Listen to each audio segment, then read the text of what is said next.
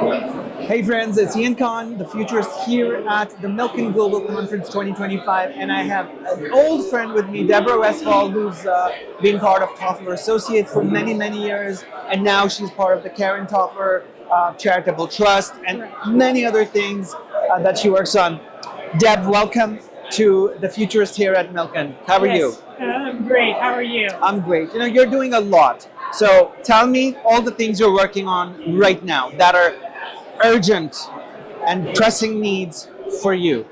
Well, the biggest pressing need is with the upheaval on funding for research, is getting funding through partnerships and collaboration for advanced research, especially in the area of neurological diseases.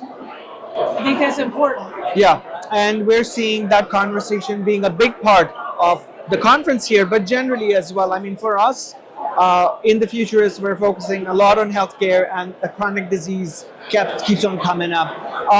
What work are you doing right now with the charitable trust? Tell us a little bit more. Well, one very exciting thing is we just funded a collaboration hub around super agers.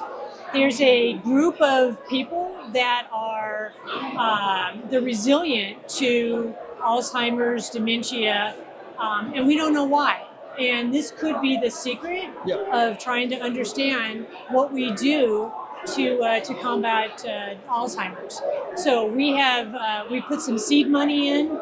It's a very collaborative environment where you could kind of think about a hub with spokes of different researchers, Of course. and we want to use that to pool the information coming out of this research to really understand that resilience of the brain.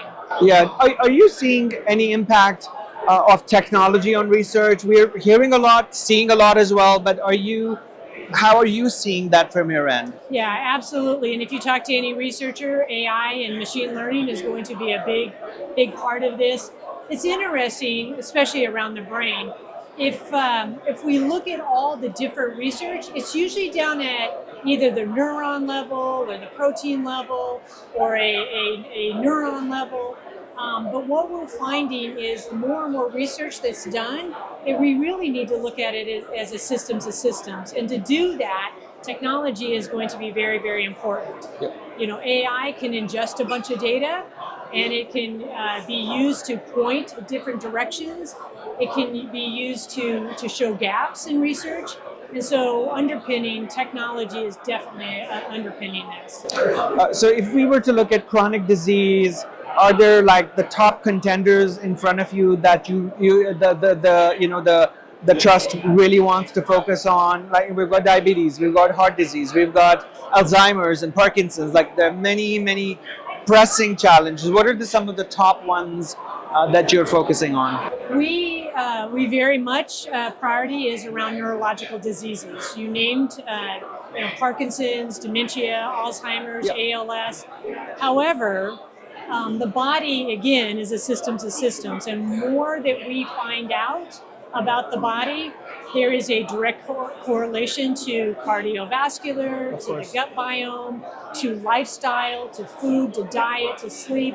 And so understanding all those relationships will give us a better understanding of the brain.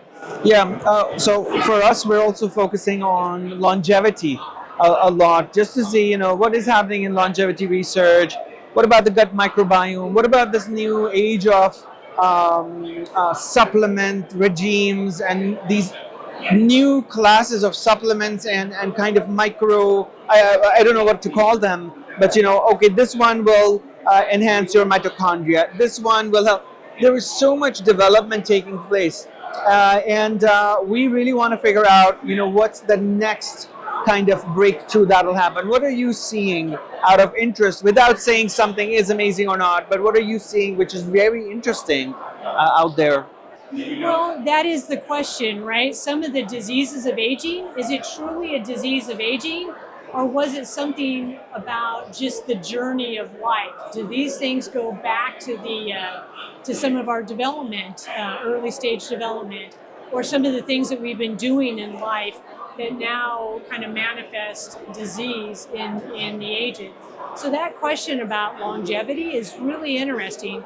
because it really gets down to the basics of why do certain parts of our body Yep. degrade. And so if we can understand that, we might be able to also understand these diseases of the aging.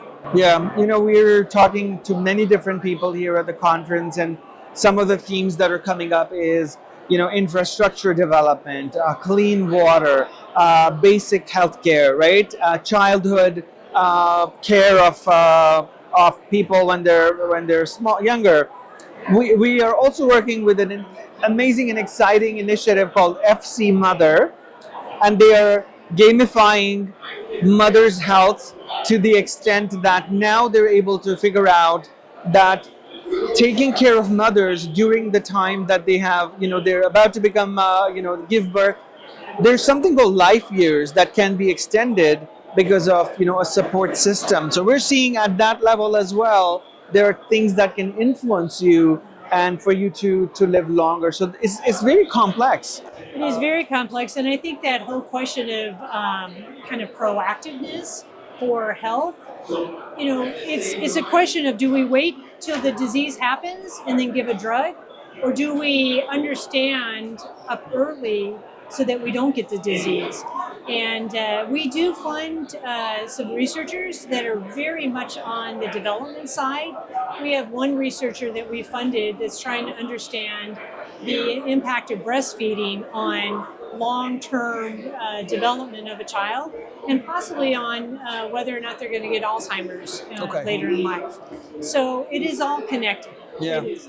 And I think that is the future. Where we're at right now is this very complex understanding of all the connective pieces. Incredible. Well, Deb, keep on doing the amazing work you're doing as You too. usual. Thank you. And it was such a pleasure Yes. meeting you and talking to you here at the You Milken too. Conference. You too. Thank you. So much. Thanks so much. Yeah.